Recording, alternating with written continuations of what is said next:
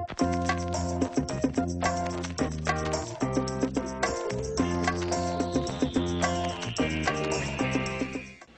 it's Isabel from thedietsolutionprogram.com, and today I want to talk to you about something very important, and that is all this confusion around carbohydrates.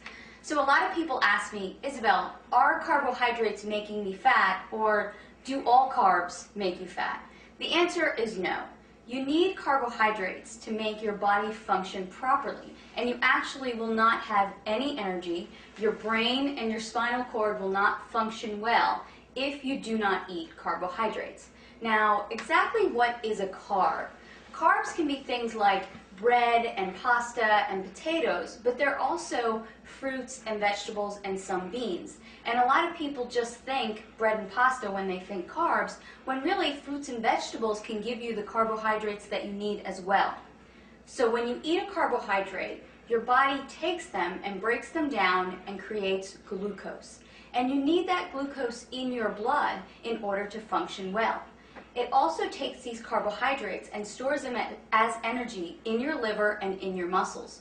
So if you exercise, you really do need to eat carbs.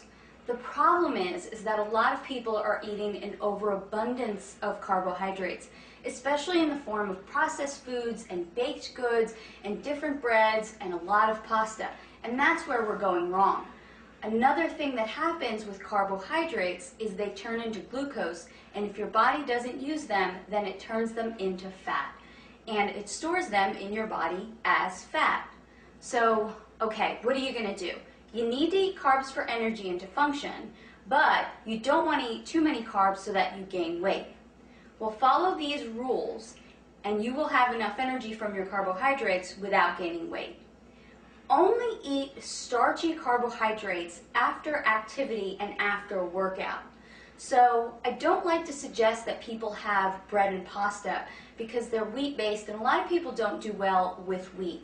I like for people to stick to carbohydrates like sweet potatoes, yams, brown rice, different grains that maybe you're not really used to eating, like millet, quinoa, spelt, things like that.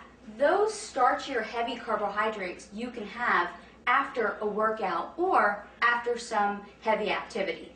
The other carbohydrates, fruits and vegetables, you can have with every single one of your meals.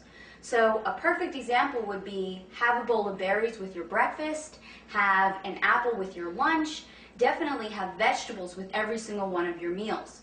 So now you're getting enough carbohydrates during the day, but it's not toast with breakfast and a tortilla or pasta with lunch and then some more rice with dinner. That's way too many carbs in one day, except if you're an athlete and maybe you're really training hours and hours a day.